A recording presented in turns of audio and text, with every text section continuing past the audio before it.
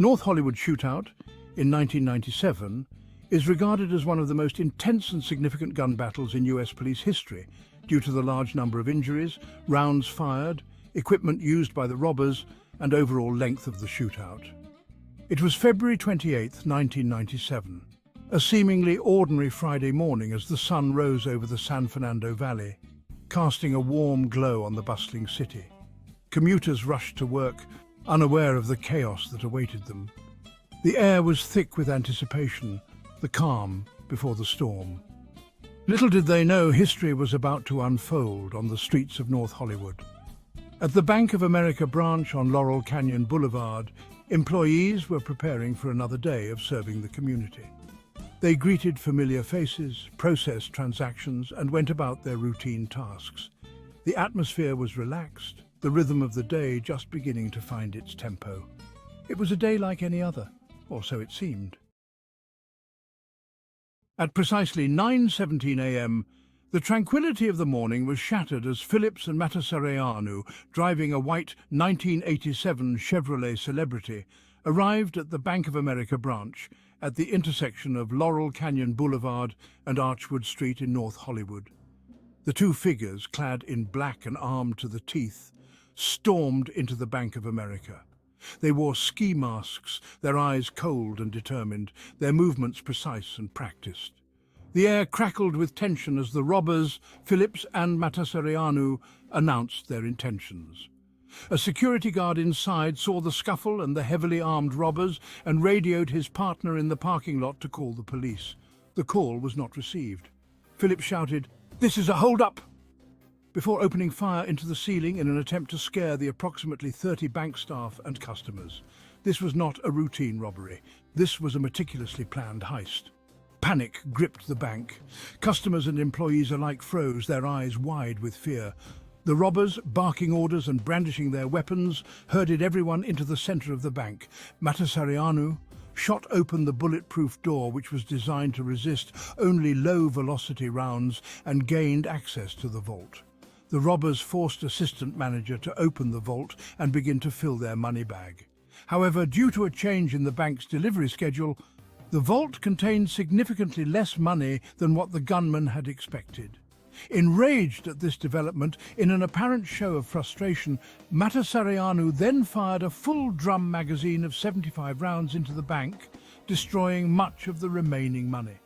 He then attempted to open the bank's ATM, but due to a change in policies, the branch manager no longer had access to the money inside. Before leaving, the robbers locked the hostages in the bank vault. Phillips and Matasareanu were no ordinary criminals. They had robbed at least 2 banks previously using similar methods, using their automatic rifles to get past security doors, taking control of the entire bank, and firing weapons illegally obtained and capable of fully automatic fire. They were also suspects in 2 armored car robberies for operating a stolen vehicle, and for having guns and explosives. The pair was charged with conspiracy to commit robbery. Both served 100 days in jail and were placed on 3 years of probation due to plea bargaining. After their release, most of their seized property was returned to them, except for the confiscated firearms and explosives, their minds warped by a shared obsession with weaponry and violence. Months of meticulous planning had gone into the North Hollywood Shootout day. Their arsenal was chilling fully automatic AK-47 variants, modified to fire armor-piercing rounds, a semi-automatic HK-91 rifle, several handguns, and thousands of rounds of ammunition.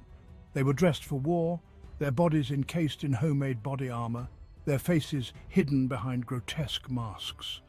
Their movements were rehearsed, their roles clearly defined. Phillips, the more volatile of the two, would be the aggressor, the face of their terror. Matasareanu, cold and calculating, would provide cover fire, his finger permanently on the trigger. They were a 2-man army, ready to unleash hell on anyone who dared to stand in their way. Their plan was simple: rob the bank, engage the police in a firefight, and escape with the loot. They believed they were invincible, their firepower unmatched. As the robbers terrorized the bank, a silent alarm shrieked, alerting the authorities. Within minutes, sirens wailed in the distance, growing louder with each passing second. Outside, the first responding officers heard the gunfire within the bank and made another radio call reporting shots fired before taking cover behind their patrol car. The first officers to arrive at the scene were met with a scene of sheer chaos.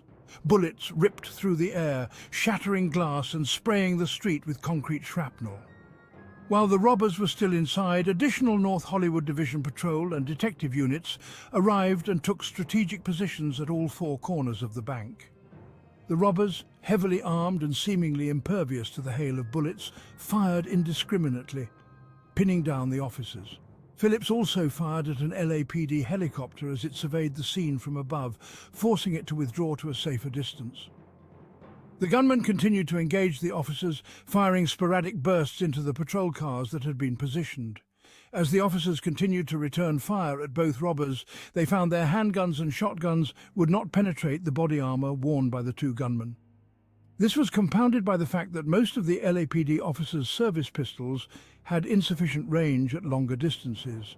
The officers were outgunned, outmatched, and caught completely by surprise. Several officers acquired 5 AR-15-style rifles from a nearby gun store to combat the robbers. Phillips and Matasareanu, knowing their advantage, continued their assault, their weapons spitting fire and fury. The officers, taking cover behind their patrol cars, returned fire, their courage unwavering in the face of overwhelming odds.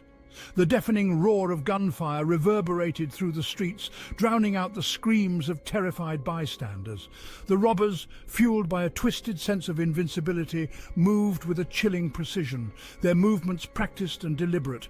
They were determined to escape, even if it meant taking down an entire police force with them. The officers, pinned down and outgunned, fought back with a desperate courage.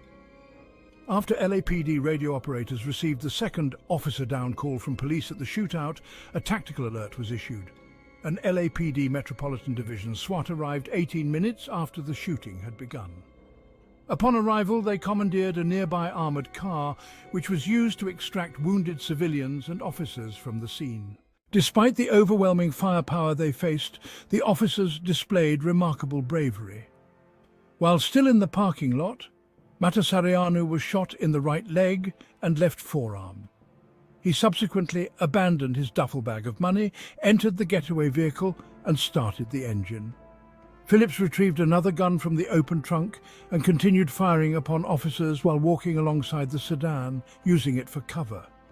As Phillips approached the passenger's side of the getaway vehicle, he was hit in the shoulder and his rifle was struck in the receiver and magazined by bullets fired by police. After firing a few more shots with one arm, Phillips discarded the HK-91 and retrieved the Norinco Type 56 before exiting the parking lot and retreating onto the street while Matasareanu drove down the road. At 9:52 a.m., Phillips turned east on Archwood Street and took cover behind a parked semi-truck where he continued to fire at the cops. He knew they were outgunned, but he refused to back down. Phillips continued to fire until his rifle jammed. Unable to clear the jam because of a gunshot wound to his left wrist, he dropped the rifle and drew a pistol. As the firefight raged on, he was then shot in the right hand by an officer, causing him to drop the pistol. After retrieving it, he placed the muzzle under his chin and fired. As he fell, an officer shot him in the upper torso, severing his spine. Either bullet may have been fatal. The arrival of SWAT teams and the acquisition of heavier firepower marked a turning point in the shootout. The robbers, now facing a more even playing field, found their movements restricted. Their initial confidence began to wane as they realized the futility of their situation. The relentless assault from the police, combined with their dwindling ammunition, forced them to reconsider their escape plan. Phillips, his body riddled with bullets, attempted to flee on foot, firing blindly at anything that moved. He was met with a hail of gunfire from the pursuing officers, his body collapsing in a heap on the asphalt. Officers across the street continued to shoot Phillips' body several times while he was on the ground. After the firing had stopped, officers in the area surrounded Phillips, handcuffed him, though obviously deceased. It was a standard procedure for police to arrest a criminal of his severity as if he were alive and removed his ski mask. Matasareanu, trapped and wounded, made a desperate attempt to commandeer a passing vehicle, but was unable to operate the jeep due to the driver engaging the electrical kill switch before fleeing, and as his car was rendered inoperable after 2 of its tyres were shot out and the windshield covered in bullet holes. As helicopters hovered overhead, a patrol car driven by SWAT officers quickly arrived and stopped on the opposite side to where the Chevrolet was stopped. Matasareanu took cover behind the original getaway car and engaged them in 2.5 minutes of uninterrupted gunfire. His chest armor deflected a double tap from SWAT officer, which briefly winded him before he continued firing, before being fired by AR-15 below the cars, which wounded Matasareanu in his unprotected lower legs. He was soon unable to continue and he put his hands up to show surrender. He was surrounded, his escape route cut off. Ambulance personnel were following standard procedure in hostile situations by refusing to enter the hot zone, as the area was not cleared and Matasareanu was still considered to be dangerous. The police radioed for an ambulance, but Matasareanu, loudly swearing and still goading the police to shoot him, died before the ambulance and EMTs were allowed to reach the scene almost 70 minutes later. Reports showed that he had been shot 29 times in the legs and died from trauma due to excessive blood loss from 2 gunshot wounds in his left thigh. The siege, which had held the city hostage, finally coming to an end. Over 300 law enforcement officers from various forces had responded to the citywide tactical alert. The 1997 North Hollywood Shootout left a city in shock. The streets, once bustling with life, were now eerily silent, littered with shell casings and shattered glass. The aftermath of the battle was a scene of devastation, a testament to the sheer violence that had unfolded. Miraculously, no civilians lost their lives, though several were injured during the crossfire. However, the shootout left an indelible mark on the LAPD and the city of Los Angeles. It was a stark reminder of the dangers faced by law enforcement officers every day and the need for better equipment and training. The North Hollywood Shootout served as a wake-up call for law enforcement agencies across the country. It exposed the vulnerabilities of police officers facing heavily armed criminals and the need for increased firepower and improved tactical training. In the aftermath of the shootout, the LAPD, along with numerous other police departments, implemented significant changes. Patrol cars were equipped with AR-15 rifles, providing officers with the firepower necessary to engage heavily armed suspects. SWAT teams were expanded and received additional training, ensuring a faster and more effective response to similar incidents. The shootout also led to the development of new tactical strategies emphasizing communication, coordination, and the use of cover and concealment.